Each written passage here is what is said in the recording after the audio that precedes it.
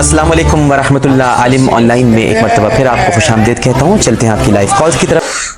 पहला कीदा, हम बुजुर्गों के कब्रों और सीनों से फैज लेने के कायल हैं उस तरीके पे जो खवास को मालूम है, ना कि उस तरीके पे जो अवाम करते हैं। आप हमें जरा खवास का तरीका बताएं, आप क्या होता है खवास का? इस तू भी पैड़ा तरीका जी सुनो। अरवाह सलासा अशरफ अली थानवी ने किताब लिखी है जिसमें उन्होंने 3 देवबंदी बुजुर्गों के हालात जिंदगी लिखे हैं। ये वही किताब है, वही मियाँ मियाँ मियाँ हाँ, ये वही किताब है अरवाह सलासा, जिसमें रशीद अहमद गंगोई साहब कासिम नानोतवी साहब को पब्लिकली अपने साथ चारपाई पे लेटाते हैं, फिर आशिक सादिक की तरह उनकी तरफ चेहरा करके उनके सीने पे हाथ रखते हैं। वो कहते हैं हजरत लोग क्या कहेंगे? वो कहते हैं मियाँ कहने दो जो लोग कहते हैं। ये वही किताब है, वही किताब अरवाह सलासा। लिख रहा कौन है? हकीमुल उम्मत अशरफ अली थानवी। तो मेरे दोस्तों, हज़रत थानवी आलिम थे, जाहिल नहीं थे, हकीमुल उम्मत थे, मरीजुल उम्मत नहीं थे, इंजीनियर साहब की तरह। किसके बारे में लिख रहे हैं? बानी मदरसा देवबंद कासिम नानोतवी के बारे में। पहले तो ये बताओ, ये महजब तरीका है पब्लिकली मुरीदीन के सामने? ये तो थी जनाब पहली किस्त इसकी। देखो दूसरी किस्त भी बयान कर दी है यार। वो फिर कहेंगे ये बिल्कुल इस तरह कर रहा है और वो कर रहा है, किताबों से कर रहे हैं। चले जी, लाल भाई कह रहे हैं किताबों से कर रहे हैं ना, तो चले हम कंट्रोल अल्फाज में, वो उतने फिल्मी अल्फाज तो मैं इस्तेमाल नहीं कर सकता। तज़किरा तो रशीद एक किताब है जिसमें रशीद अहमद गंगोई साहब का तज़किरा है, यानी उनके हालात जिंदगी है और उनके अपने चाहने वालों ने बयान किए हैं। उसमें इसकी अगली और समझ लें आखिरी किस्त है, या आज जो हम बयान कर रहे हैं ये आखिरी किस्त होगी उनके लिए। उसमें इस ख्वाब का जिक्र मौजूद है। ये तो बेदारी थी ना कि वो आशिक सादिक की तरह लेटे, और कासिम नानोतवी को भी समझ आ गई, उनका मियाँ क्या कर रहे हो, लोग क्या कहेंगे। इसकी अगली किस्त है कि तज़किरा तो रशीद में लिखा है कि रशीद गंगोई साहब कहते हैं कि मैंने एक रात ख्वाब में देखा कि मौलाना कासिम, जिनको उन्होंने पहले लिटाया था और सीने में फैज ट्रांसफर किया था, वो दुल्हन की शक्ल में मेरे अक्द में आई हैं। जी जी जी जी, वो दुल्हन की शक्ल में, ये नहीं उन्होंने कहा कि मेरी दुल्हन उस शक्ल में आई, उन्होंने कहा वो दुल्हन की शक्ल में मेरे ख्वाब में आई, अक्द में आई, ख्वाब में उन्होंने देखा। और इसको आगे बयान करने से पहले मैं बता दूं कि बुखारी मुस्लिम दोनों में हदीस है कि ख्वाब की 3 इकसाम है, अल्लाह की तरफ से, शैतान की तरफ से, या नफ्स की तरफ से। नफ्स की ख्वाहिशात भी बाज़ औक़ात इस तरह सामने आती है। जैसे इमरान खान साहब ने तो कहते हैं मैंने ख्वाब में देखा कि वो जो है वो दुल्हन की शक्ल में मेरे पास आई हैं, और फिर वो उनका निकाह हुआ, उसके बाद फिर रूहानी औलाद भी हुई। हाँ जी, और इसके बाद यार अगर किसी को ख्वाब आया भी था तो जालिमों इसको लिखने की जरूरत थी। और उसमें वो लिखते हैं, और फिर आगे आप लिखने वाले को भी शर्म नहीं आ रही, अब उसकी वो तावील कर रहा है। वो कह रहा है जी ये ख्वाब की ताबीर असल में ये थी कि मौलाना कासिम नानोतवी साहब ने रशीद अहमद गंगोई साहब के शागिर्दों की, स्टूडेंट्स की तरबियत करनी थी बाद में। तो इससे उन्होंने ये जाने भाई, तरबियत करने के लिए बीवी बन के उनके अकद में आना और फिर उससे औलाद पैदा होना, ये पूरा काम होना जरूरी था। अगर ये समझते हैं ना कि इस ख्वाब में कोई मसला नहीं है तो सर बयान करो। पूरी दुनिया की देवबंद की मसाजिद में अगली दफा ये ख्वाब बयान किया जाए बुजुर्गों की करामात के तौर पर। भाई जो चीज होगी आप फखरिया बयान करेंगे ना। जिस अकीदे से आप लोग मुंह छुपाते फिरें, तो सही मुस्लिम की हदीस हम आप पे फिट ना करें, गुनाह वो जो तेरे दिल में खटके, और तू इस बात से डरे कि लोग इस पर मुत्तला हो जाएं। चले आप तशरीह के साथ बयान करते हैं, लेकिन उनको पता है कि अब लोग जो है वो बुट दिमाग नहीं है। लोग तो पूछेंगे मियाँ ये क्या हुआ। मैं एक बात कहता हूं, अगर ये दोनों माज़अल्लाह हम जिस परस्ती कर रहे होते, दोनों बड़ी उम्र के लोग, बड़ी बड़ी दाढ़ियां, तो क्या लड़कों की कमी थी उस जमाने में? तो क्या लड़कों की कमी थी उस जमाने में? तो क्या लड़कों की कमी थी उस जमाने में? हम जिस परस्ती करने वाला क्या इतनी बड़ी दाढ़ियों वाले आदमी को तलाश करते हैं इस्लाम के लिए? अब लिखने वाले की गलती है कि यार अगर कोई आपस में इतना बेतकल्लुफ है, इस तरह का मजाक कर भी रहा है तो उसको किताब की ज़ीनत बनाना बनता नहीं है। वो बेवकूफ ने उसको किताब की ज़ीनत बना दिया है, वो बेवकूफ ने उसको किताब की ज़ीनत बना दिया है, वो बेवकूफ ने उसको किताब की ज़ीनत बना दिया है। तो इंजीनियर ये इतराज़ करता ना कि इनके मुरीदों में अकल नहीं थी, एक निजी वाक़या, महफिल का मजाक का वाक़या किताब में लिख दिया, तो हम उसको सपोर्ट करते हैं, वाकई सही कह रहा है यार, एक बेतकल्लुफी का वाक़या था, किताब में लिखने की क्या जरूरत थी? इंजीनियर तो मेरे दोस्तों, हज़रत थानवी आलिम थे, जाहिल नहीं थे, हकीमुल उम्मत थे, मरीजुल उम्मत नहीं थे। कुछ सड़ावा दिमाग है, उसके हमेशा उससे गोबर ही निकलता है, मुंह से भी गोबर। बात लोगों के गोबर का खास रास्ता अलग बनाया है, वहीं से निकलेगा। लेकिन कुछ लोग ऐसे हैं कि उनके लिए वो रास्ता छोटा पड़ गया तो मुंह से गोबर निकलता है। लेकिन इंजीनियर के चूंकि दोनों रास्तों से मुंह ही हमेशा निकलता है, लेकिन इंजीनियर के चूंकि दोनों रास्तों से मुंह ही हमेशा निकलता है, तो मुंह की बवासीर कहते हैं ना, तो मुंह की बवासीर कहते हैं ना, तो मुंह की बवासीर कहते हैं ना, तो उसने फौरन इस पे कहकर लौटेबाजी कर रहे थे माशाल्लाह। ये खालिसतन एक मजाक का वाकया है जो उनके किसी शागिर्द ने लिखा कि दोनों लेटे हुए मजाक कर रहे हैं एक दूसरे के, जैसे होता है ना बेतकल्लुफी का मजाक लोग कर रहे होते हैं, फौश मजाक भी करते हैं एक दूसरे के साथ बेतकल्लुफी में। वो एक मजाक का वाकया है। लिखने वाले का मकसद ये था कि इतने फ्री थे कि इस तरह के फौश मजाक भी आपस में कर लिया करते थे। लोग कर रहे होते हैं, दोस्ती एक दूसरे से मजाक कर रहे होते हैं। आज थोड़ा कहते हैं ना, तो बड़ा चमकता लग रहा है, काश तू लड़की होता मैं तुझसे शादी करता, ये कह रहे होते हैं ना लोग। कहते हैं ना, तो बड़ा चमकता लग रहा है, काश तू लड़की होता मैं तुझसे शादी करता, ये कह रहे होते हैं ना लोग। ये दोस्त आप आपस में मजाक करते हैं, उसकी वीडियोस पड़ी हुई हैं, तो फिर उसकी तारीफ कर रहे हैं, नहीं कह रहे ये गलत हरकत कर रहा है। लेकिन किसी ने बनाया ये वाकया कि ये मियां क्या कर रहे हैं, उसको देखो और इससे पूछो मियां तुम क्या कर रहे हो यहाँ पे। वीडियो तो हमने वायरल भी नहीं की, मैंने कहा उसको गलत हरकत कर रहा है, लेकिन आप वीडियो देखोगे तो आपको पता चलेगा कि दूसरे पे इल्जाम लगा रहा है, इससे ज्यादा खुद इसके ऊपर उंगली उठ सकती है। मुफ्ती मियाँ तारिक मसूद साहब हाफिज़हुल्लाह ताला, उनकी एक वीडियो मंजर आम पे आई और माशाल्लाह वो इतनी वायरल हुई मीम्स के अंदर, जाहिर है उसमें मीम वाला मटेरियल था तो मीम्स बन गए।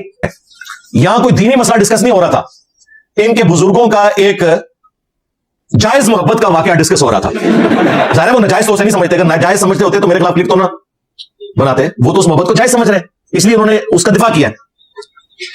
तो लेकिन मुफ्ती साहब ने जिस तरीके से गुस्से में आके गुफ्तगू की, ये बनती नहीं थी। जान छुड़ानी थी तो बाकी मौलवियों की तरह कह देते कि किताबें बदल गई हैं। इस लिहाज से मुफ्ती साहब को सलूट है कि उन्होंने ये झूठ नहीं बोला जो बाकी मुफ्ती बोलते हैं कि किताबें बदल गई हैं। उन्होंने ऑन किया कि किताबें हमारी हैं।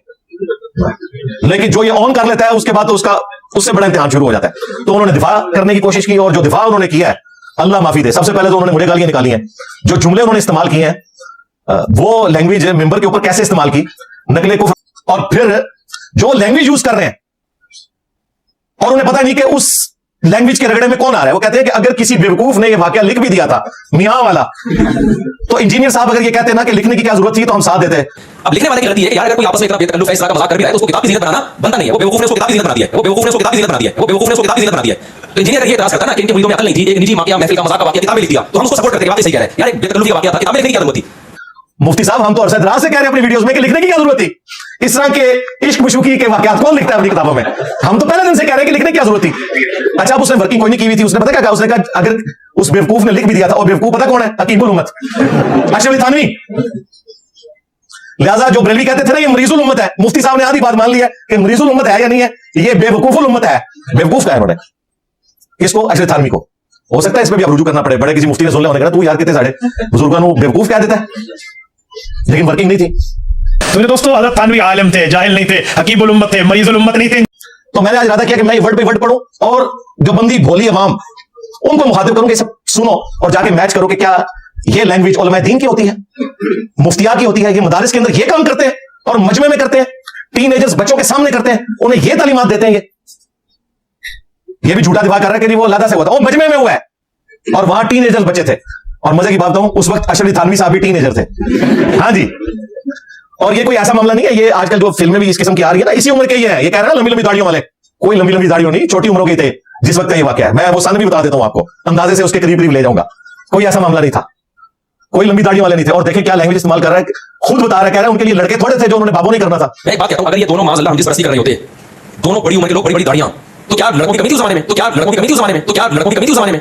हम जिस परस्ती करने वाला क्या इतनी बड़ी दाढ़ियों वाले आदमी को तलाश करते हैं इस्लाम के लिए? देखा, यही बात जब मैंने की थी अब्दुस्तारी ईदी साहब वाले क्लिप के अंदर कि तुम्हारे मदारिस में ये कुछ होता है तो इनको बुरा लगा, वो खुद मान रहे हैं, कहते हैं लड़के थोड़े थे, हमें पता है लड़के बहुत हैं। और दूसरा, जो ये तुम कहते हो कि लंबी लंबी दाढ़ी वाले करेंगे, तो मुझे बताओ मुफ्ती अब्दुल अजीज क्या उसकी सफेद दाढ़ी नहीं थी?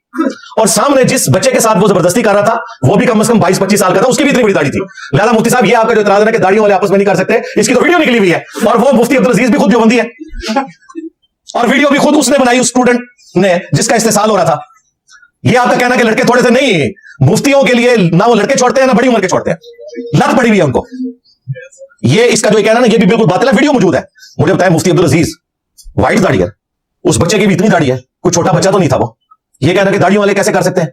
और आखिर में ना इसने ना वो जैसे कहता ना चुटकी काटने की कोशिश की। कहते हैं जी इंजीनियर साहब की भी एक वीडियो हमारे पास मौजूद है, उसकी वीडियोस पड़ी हुई हैं, तो उसकी तारीफ कर रहे हैं, नहीं कह रहे ये गलत हरकतें कर रहे हैं, लेकिन किसी ने बताया ये वाकया कि ये मियां क्या कर रहे हैं, उसको देखो और इससे पूछो मियां तुम क्या कर रहे हो यहाँ पे। वीडियो तो हमने वायरल भी नहीं की, मैंने कहा उसको गलत हरकत कर रहे हैं, लेकिन आप वीडियो देखोगे तो आपको पता चलेगा दूसरे इल्जाम लगा रहे हैं, इससे ज्यादा खुद इसके ऊपर उंगली उठ सकती है। और वो वीडियो जो इंजीनियर साहब ने खुद अपलोड की हुई है, आज से 12 साल पहले शेख जुबैर साहब के साथ मेरे रहिमहुल्लाह ताला 100 क्वेश्चंस रिकॉर्ड हुए थे 17 जून 2009 को। आज है 25 अगस्त 2024, यानी ऑलमोस्ट आप समझ लें 15 साल पुरानी बात है। तो वो 100 क्वेश्चन मैंने किए और वो लैपटॉप के ऊपर रिकॉर्डिंग हुई थी, लैपटॉप के वेबकैम के ऊपर। मैं इस तरफ बैठा हुआ था, वो उस तरफ थे, मैं वीडियो में नजर नहीं आ रहा, लेकिन एंड पे मैं लैपटॉप बंद करने के लिए सामने आया, वो कुर्सी से उठ गए कि ये बंद कर ले बैठ के, क्योंकि सवाल मैंने बड़ा क्रिटिकल किया था, 3 तलाक का मसला। मुझे पता था कि वो जवाब नहीं देंगे, तो मैंने उन्हें कहा आपकी मर्जी, क्योंकि उनका मौके हमारे वाला था कि एक मजलिस की 3 तलाकें 3 ही होती है। अहले हदीस तो इस मसले को नहीं मानते, उन्हें खतरा था अपने उलमा का भी। तो फिर इस सवाल के बाद मैं उठ के बंद करने लगा, तो वो तलाक के ऊपर उन्होंने डिस्कशन शुरू कर दी एक टॉपिक पे। तो उन्होंने मेरे कंधे के ऊपर यूं हाथ रखा और फिर साथ ही उनका ये पहले कैमरा बंद करो। वो कैमरा, चूंकि वो तलाक के ऊपर डिस्कशन कर रहे थे उसी टॉपिक पे जो वीडियो में नहीं रिकॉर्ड करवाना चाहते थे, बस वो उन्होंने कंधे पे हाथ रखा है और इन्होंने कहा कि इंजीनियर साहब की हमारे पास लीक वीडियो मौजूद है, जो इंजीनियर साहब ने खुद चढ़ाई भी है। सर आखिरी सवाल है, वो आपकी मर्जी, आप जवाब दें क्या ना दें, वो तलाक सलासा का मसला है, बस उसको बाद में सही इंशाल्लाह। अच्छा गुमान नहीं है, सर बड़ा शुक्रिया आपका, जज़ाकल्लाह खैर, बढ़िया आपने शिरकत फरमाई, अल्लाह ताला कबूल करे माशाल्लाह। अभी एक और मसला तलाक सलासा के बारे में इंशाल्लाह तहकीक करनी है। और बेवकूफो, ये तो सुन्नत है, सही बुखारी में मौजूद है। अब्दुल्ला इब्न उमर कहते हैं नबी इस्लाम ने मेरे कंधों पे यूं हाथ रख के मुझे फरमाया था कि अब्दुल्ला जब तू सुबह करना तो शाम का ख्याल अपने दिल में ना लाना, और जब शाम करे तो सुबह का ख्याल अपने दिल में नहीं लाना। इस दुनिया में तुमने मुसाफिरों की तरह, गरीबुल वतन लोगों की तरह रहना है। बस ये दुनिया एक मुसाफिर खाना है। कोई अच्छा टीचर अपने स्टूडेंट को जब समझाता है तो इस तरह प्यार मोहब्बत से उसके कंधे पर हाथ रखता है। और तुम्हारे बाबे तो लिटा रहे हैं और दूसरा बाबा चीख मार रहा है कि बस कर। ये दो वाकयात एक जैसे खाम खा। और फिर लीक कहां से हुई? चढ़ाई मैंने हुई है, मेरे चैनल पर चढ़ी हुई है, ठीक है। लीक होती तो मैंने खुद तुम्हें चढ़ाई हुई होती। बस अपने बाबू को बचाने के लिए एक बात छोड़ दी ना। फिर कहते नहीं, हम ये भी नहीं कहते कि वो कुछ हो रहा है, लेकिन हम चाहते तो ये कर। अरे खाम खा कोई दो चार बातें कर दी ताकि अपनी पब्लिक को। अब मेरे भाई, ना कोई पॉलिटिशियन, ना कोई जज, ना कोई रियासती इदारे का बंदा अपनी वीडियो से भाग सकता है, वो उसे हॉन्ट करेगी। ऐसे हो ही नहीं सकता कि आप कोई एक बेतुकी स्टेटमेंट देके तो साइड पे हो जाए, पकड़े जाएंगे। तो ये भी पकड़ा गया। अब मैं वर्ड बाई वर्ड वो चीजें पढ़ूंगा और फिर मैं इनकी आवाम से भी पूछूंगा और बाकी लोगों से भी कि मुझे बताओ कि ये जो कुछ हो रहा है टीनेजर्स बच्चों के सामने, वो भी सुन ले किस तरह। जो मौलाना कासिम नानोतवी साहब हैं, जिन्होंने मदरसा देवबंद बनाया, ये पैदा हुए हैं 1832 में, 1832, और फौत हुए हैं 1879 में। बड़ी थोड़ी उम्र में फौत हो गए। 47 ईयर्स इनकी एज थी जब ये फौत हो गए। मेरी भी 47 होने वाली है इंशाल्लाह 2-3 महीनों तक। यानी मेरी एज में कासिम नानोतवी साहब फौत हो चुके थे, 47 ईयर्स। और इन कासिम नानोतवी साहब को जिन बड़े बुजुर्गों ने लटाया वो इनसे उम्र में बड़े थे। वो 1826 में पैदा हुए और 1905 में फौत हुए। उम्र भी उन्होंने ज्यादा पाई, सांप के डसने से वो फौत हुए। आखिरी 8-10 साल तो नबीना भी हो गए थे। ऑलमोस्ट 80 साल उन्होंने उम्र पाई। अब कासिम नानोतवी साहब फौत हो गए 1879 में। अगर ये 1879 में भी वाकया हुआ है, ये चारपाई पे लटाने वाला, ज़ाहिर उसके बाद तो नहीं हो सकता है वैसे कब्र से भी निकल के लटा सकते हैं, लेकिन चले दुनियावी तौर पे 1879 के बाद ये वाकया नहीं हो सकता। अशरफ अली थानवी साहब वो पैदा हुए हैं 1863 में और फौत हुए हैं 1943 में। 80 साल इनकी भी उम्र हुई है। लिहाजा अगर ये वाकया कासिम नानोतवी साहब की वफात वाले साल का भी हो तो उस वक्त थानवी साहब की उम्र बनती है 16 साल, टीनेजर। अगर उन्होंने ये वाकया देखा है, वो तो नकल कर रहे हैं, जिन्हें इन्होंने कहा कि बेवकूफ है नकल करने वाला, थानवी है। 16 साल, 17 साल, 18 साल के बच्चों के सामने उनके उस्ताद चारपाई पे एक दूसरे को लटाए और एक चीखे मारे, दूसरा फिर भी बाज ना आए। हाँ। और फिर सिर्फ यहां तक नहीं, फिर ख्वाब में भी उसको वो नजर आए और फिर आगे भी काम चले, तो शर्म ही करनी चाहिए। अब आप सुने, मैं वर्ड बाई वर्ड पढ़ने लगा। ये अरवाह सलासा जिसे हकायात औलिया इन्होंने डिक्लेयर किया, अशरफ अली थानवी साहब। हकायत नंबर 304। अशरफ थानवी साहब लिखते हैं कि एक दफा गंगोह की खानकाह में मजमा था। गंगोह इस जगह का नाम है, इसी की वजह से रशीद अहमद गंगोई साहब है। अहमद बरेलवी साहब इन्हें गंगोई कहते हैं। जाहिर है जी, उसी की सुन्नत पर अमल करके इसने कहा कि मुंह की बवासीर है, वो अपने उनको को जो तुम्हारे कंपीटिटर्स हैं, हमारे साथ क्या लेना देना। हजरत गंगोई और हजरत नानोतवी के मुरीद और शागिर्द सब जमा थे, ये देख लें। और अगर थानवी साहब मौजूद थे तो 16 साल का एक बच्चा थानवी, वो मासूम भी वहां पे मौजूद था। और ये दोनों हजरात भी वहीं थे। हजरत गंगोई ने हजरत नानोतवी से मोहब्बत आमेज लहजे में फरमाया, मोहब्बत आमेज लहजे में फरमाया, यहां जरा लेट जाओ। ये सारा इसाले सवाब ना मुफ्ती तारिक मसूद साहब को हो रहा है। मैंने आज तक ये कभी वर्ड बाई वर्ड नहीं पढ़ा था, अब मैं पढ़ूंगा ताकि मीम्स बने इनकी मजीद और इनके दिमाग बंद देवबंद खुले। हजरत नानोतवी कुछ शर्मा सा गए, मगर हजरत ने फिर फरमाया तो बहुत अदब के साथ चित लेट गए। अच्छा देखे, ये आज तक इनकी काबिल परस्ती है। पहले तो शर्मा के, जब उन्होंने जोर लगाया, उनका यार अब उस्ताद है, ये कहते हैं उस्ताद के सामने आपने बिल्कुल नहीं बोलना, वही वाला सिलसिला पीछे से चल रहा है। चित लेट गए। हजरत भी उसी चारपाई पर लेट गए। ये कमरे में अलग से नहीं हो रहा, मजमे में हो रहा है। ये मदरसे के बच्चों को सिखा रहे हैं कि हमारी ये फ्रेगनेंस है। इसके बाद बच्चों ने भी तो हजरत की सुन्नत पे अमल करके एक दूसरे को लटाना है ना। ये नहीं ये सोच रहे कि अल्लाह के बंदो, ये इसको तुम फ्रेगनेंस कह रहे हो, बच्चों की तरबियत क्या कर रहे हो। हमने अपने बच्चे मदारिस में इसलिए दाखिल करवाए हुए हैं कि 2 बड़ी उम्र के लोग ये हरकत करें और वो बच्चों को सीने के जरिए फैज बुझाने का तरीका बता दे। हजरत भी उसी चारपाई पर लेट गए और मौलाना की तरफ को करवट लेकर, हाँ, मौलाना की तरफ को करवट लेकर अपना हाथ उनके सीने पर रख दिया, जैसा कि कोई आशिक सादिक अपने कल्ब को तस्कीन दिया करता है। इन और क्या करना मुफ्ती साहब, हाँ, अल्लाह के बंदे, ये तो नजर आ रहा है कि ये दिमाग की बवासीर किधर है। इंजीनियर का कुछ जो शाबाश दिमाग है, उसके हमेशा उससे गोबर ही निकलता है। मुंह से भी गोबर, बात लोगों के गोबर का खास रास्ता अलग बनाया है, वहीं से निकलेगा। लेकिन कुछ लोग ऐसे हैं कि उनके लिए वो रास्ता छोटा पड़ गया तो मुंह से भी गोबर निकलता है। लेकिन इंजीनियर के चूंकि दोनों रास्तों से गूं ही हमेशा निकलता है, तो मुंह की बवासीर कहते हैं ना, तो उसने फौरन इस पे कहकर लौटेबाजी करे थे। मौलाना हरचंद फरमाते हैं कि मियां क्या कर रहे हो, ये लोग क्या कहेंगे। इसका मतलब यह है कि लोगों के सामने ये हरकत नहीं करनी चाहिए। अगर करनी है, कोई सीने से फैज लेना या देना है तो साइड पे ले जाओ, मुफ्ती अब्दुल अजीज की तरह।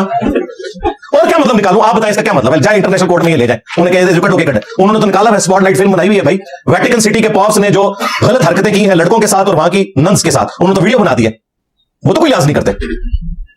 यहां पे भी हाजी अब्दुल वहाब साहब रहीमहुल्लाह जो तबलीग जमात के बड़े थे रायविंड में, जब उन्हें शिकायतें मिली, मैं 30-40 साल पहले की बात कर रहा हूं, तो उन्होंने फिर पाबंदी लगा दी कि कोई टीनेजर बच्चा अपने वालिद या बड़े भाई के बगैर तबलीगी जमात के चिल्ले में या सरोजे में नहीं निकलेगा। सलाम है, वो भी जो बंदी थे, लेकिन उन्हें समझ थी कि ये हरकतें हो रही हैं। मौलाना हरचंद फरमाते हैं कि मियां क्या कर रहे हो, ये लोग क्या कहेंगे। हजरत ने फरमाया कि लोग कहेंगे, कहने दो। मौलवी नहीं चटलदा, जो मौलवी की सीधा इरादा कर ले उन्हें चटलदा। बिल्कुल, शुक्र करें सीसीटीवी कैमरे नहीं लगे हुए थे, वरना मैं आपको वीडियो भी दिखाता। बहरहाल शुक्रिया आशिर थानवी साहब, आपने अपने बचपन का एक वाकया बता दिया जो आपने अपनी आंखों से देखा था। अल्लाह करे कि आपने इसके साथ कबूल ना किए हो। ठीक है, इसमें वो दोनों वाकयात हैं, एक मियां वाला और दूसरा जो कासिम नकवी साहब कब्र से निकल आए थे बेदारी में, जो बंद के 2 मौलवियों की सुलह करवा के वापस कब्र में चले गए। मैंने कहा था ये जवाब कभी नहीं दे सकेगा, मैंने इसका पेपर आउट किया था।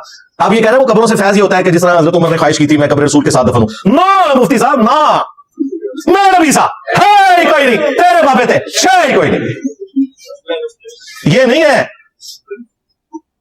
वो कब्रों से फैज ये है कि तुम्हारा कासिम नौतवी कब्र से निकल आया बेदारी में, और कौन निकल कर रहा है, अशरफ थानवी साहब। 2 मौलवियों की सुलह करवा के गया, और वो मौलवी जिसको मिलने आया था ना, वो सख्त सर्दियों के अंदर उसका लिहाफ भीग गया था पसीने की वजह से, पता नहीं कुछ और भी निकल गया होगा। पाजी मुर्दा निकल के आ जाए बाहर। ये था जनाब वो जो कहते थे ना हम कब्रों से खवास के तरीके से फैज लेते हैं, जो अल मुहन्नद में लिखा था वो ये है। कोई जवाब नहीं।